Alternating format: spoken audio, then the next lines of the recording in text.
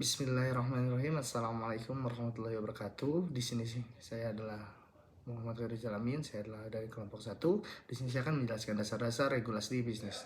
Di mana definisi dari regulasi bisnis yaitu adalah aturan atau batasan yang dipenuhi oleh para pelaku bisnis dalam menjalankan kegiatan bisnisnya, yang dimana terdapat fungsi regulasi bisnis dan jenis-jenis regulasi bisnis untuk menjalankan regulasi bisnis tersebut, yang juga dimana dalam regulasi bisnis terdapat bentuk-bentuk dalam bisnis dan strategi untuk menjalani regulasi bisnis tersebut.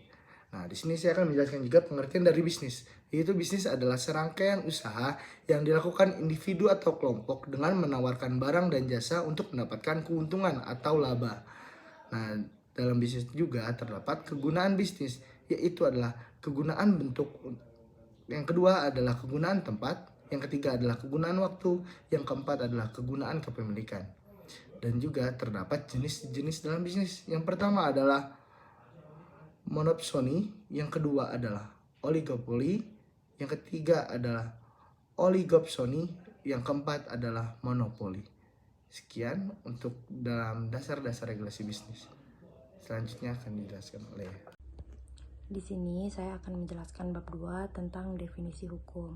Jadi apa sih hukum itu? Hukum adalah undang-undang yang dibuat atau ditegakkan oleh lembaga sosial atau pemerintahan untuk mengatur perilaku masyarakat. Selanjutnya ada tujuan hukum. Tujuan hukum sendiri adalah mewujudkan semata-mata hal yang berfaedah untuk semua orang. Karena apa yang dianggap berfaedah untuk satu orang belum tentu hal tersebut akan berfaedah untuk orang yang lain. Maka kaidah tujuan hukum adalah membuat sebanyak-banyaknya kebahagiaan untuk sebanyak-banyaknya orang. Selanjutnya ada fungsi hukum. Yang pertama adalah menertibkan dan mengatur masyarakat. Yang kedua ada penyelesaian sengketa. Yang ketiga ada memelihara kepentingan umum, yang keempat ada menjaga hak asasi manusia, dan yang terakhir adalah mewujudkan keadilan bagi seluruh manusia.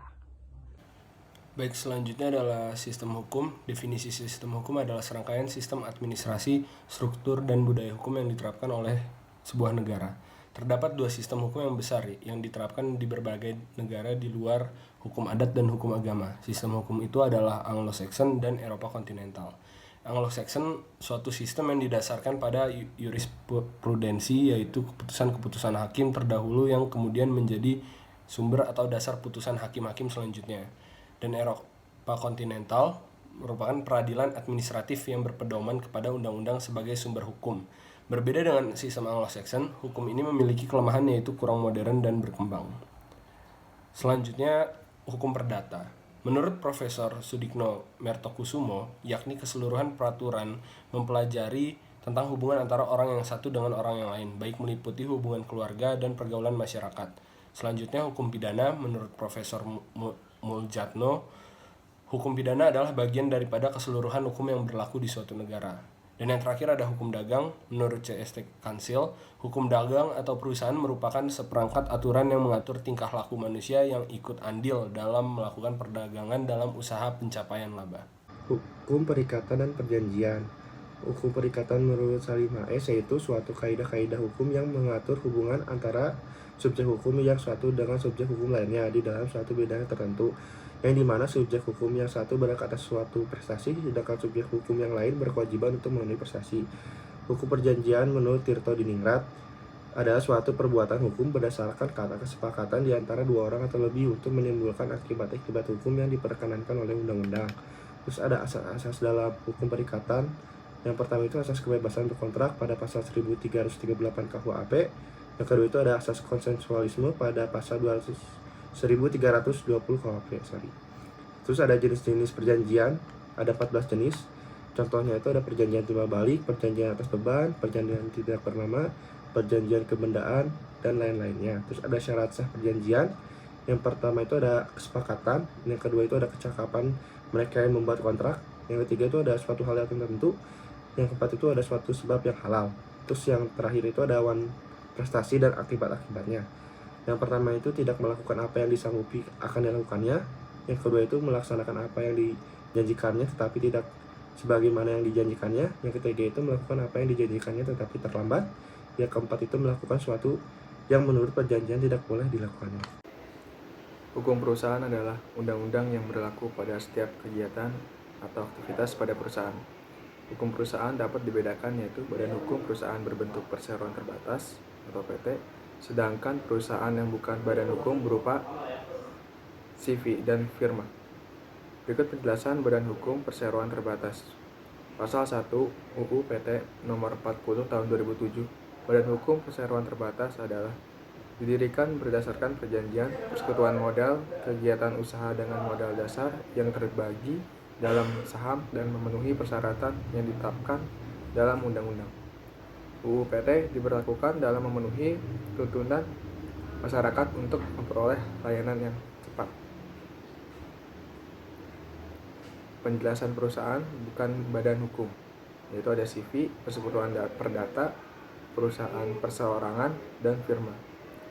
Perusahaan bukan badan hukum adalah didirikan berdasarkan perjanjian persekutuan antara dua orang atau lebih yang mengikatkan untuk bekerja sama secara terus-menerus dengan memberikan pemasukan berupa uang, barang, tenaga, keahlian, atau klien.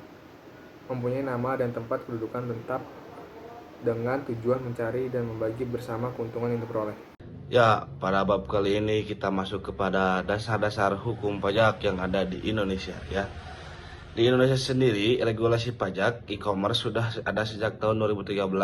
Akan tetapi, pada tahun 2018 dibentuklah PMK nomor 210/PMK.010/2018 tentang perlakuan perpajakan atas transaksi perdagangan melalui sistem elektronik ya.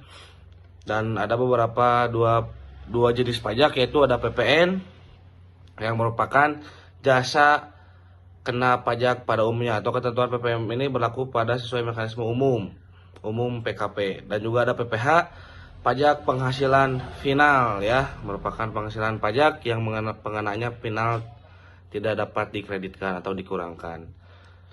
Yang selanjutnya ada besaran pajak, PPH sebesar PPH final pasal 22 0,1% kali penghasilan, dan PPN 0,11% jika terdapat exchanger di Bapepti, dan 0,22% jika exchanger tidak terdaftar di Bapepti. Saya akan menjelaskan adalah hak kekayaan intelektual.